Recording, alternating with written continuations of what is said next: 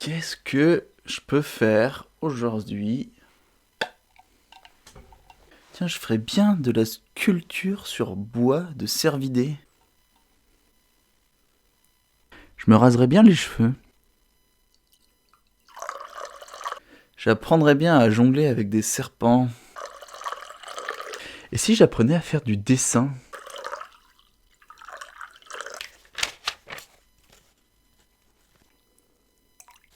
Eh ben c'est bon, j'ai ma to-do list. Tu fais quoi au juste avec ton verre d'eau depuis tout à l'heure? Je fais du remplissage. Le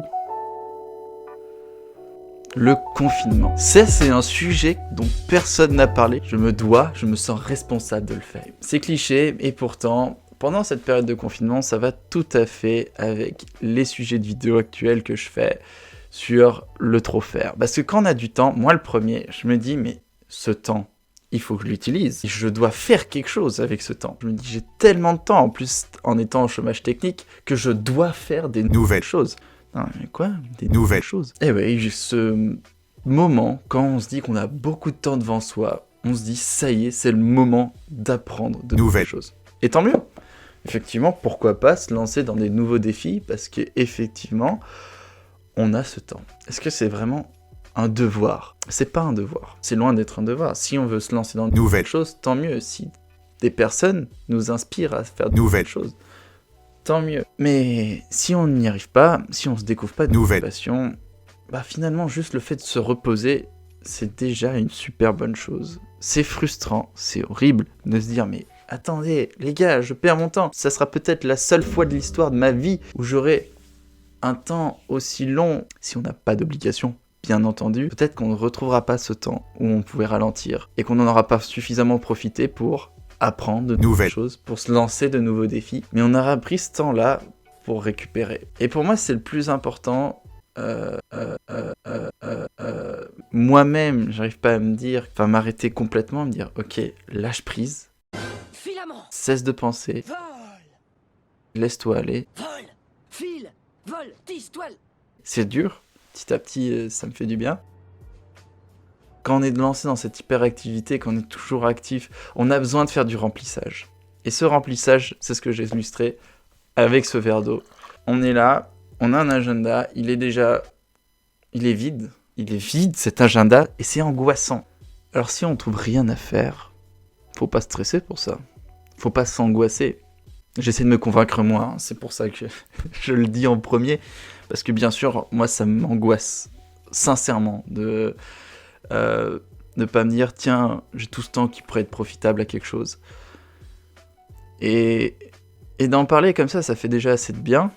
Ça fait quand même vachement du bien.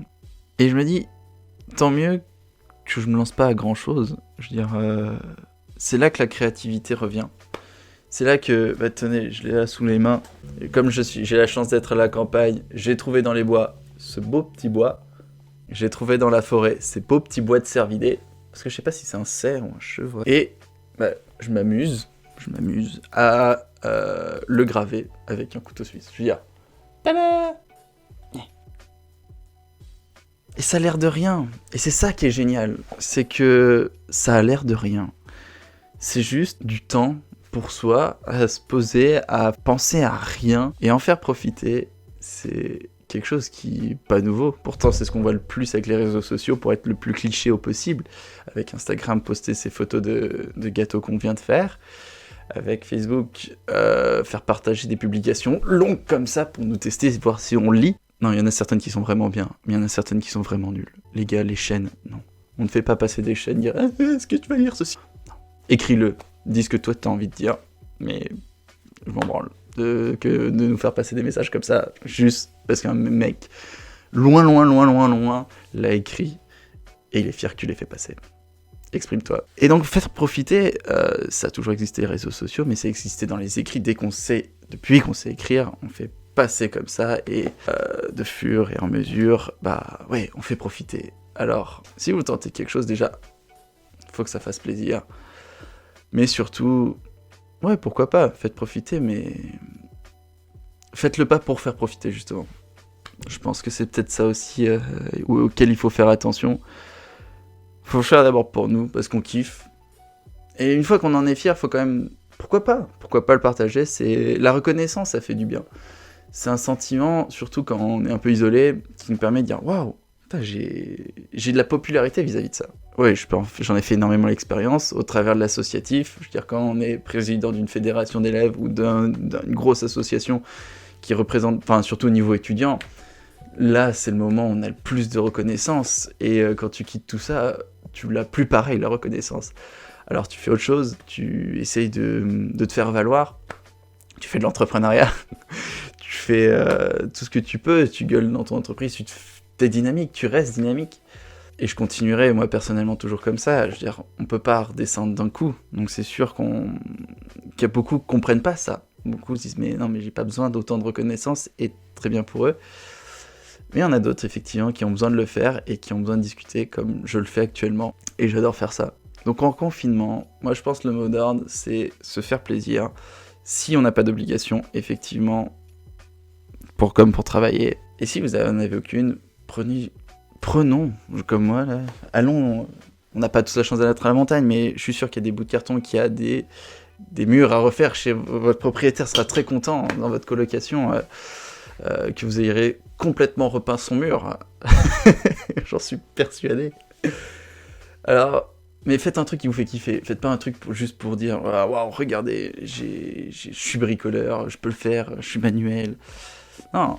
On a des outils numériques qui permettent de graffiner, on a plein de choses, et même juste rien faire des fois, mais juste rien faire. Ça vous donnera de l'énergie à faire plus tard, à la sortie, au moment où ça va être, on sait pas, soit explosif, soit le ralentissement continuera, et j'espère qu'on continuera un peu sur un ralentissement, enfin pas sur un ralentissement, mais on gardera cette allure plus douce. Prenons de l'énergie, moi ça me fait du bien de, en ce moment, me ressourcer, et je suis sûr qu'à la sortie, mais je serai pleine balle pour donner, pour aider, pour faire ce que je peux pour agrémenter la vie des gens, pour être bon dans mon travail, mais surtout pour moi en fait. Surtout pour moi, pour me dire, ok, là, t'as eu ce temps-là pour te reprendre, maintenant, continue à bien te tenir, à prendre soin de toi. Et là, je parle à moi, là je me parle à moi-même. De toute façon, ces vidéos, c'est toujours ça un petit peu. Je me parle à moi-même et il y a des gens qui regardent. Ça, c'est un concept fabuleux. Et en parlant à moi-même, je dis, garde-le, garde cet esprit-là de faire gaffe à toi. Aujourd'hui, mais aussi demain, il reste encore un bon mois de confinement, il reste encore plein de choses, plein de façons de suivre ce ralentissement qui nous est donné, qui nous est offert. Alors continuons ce sens-là, on va voir ce que ça donne, précisément. Je sais pas si je ferai un bon cerf, mais en tout cas, je termine des vidéos. Salut!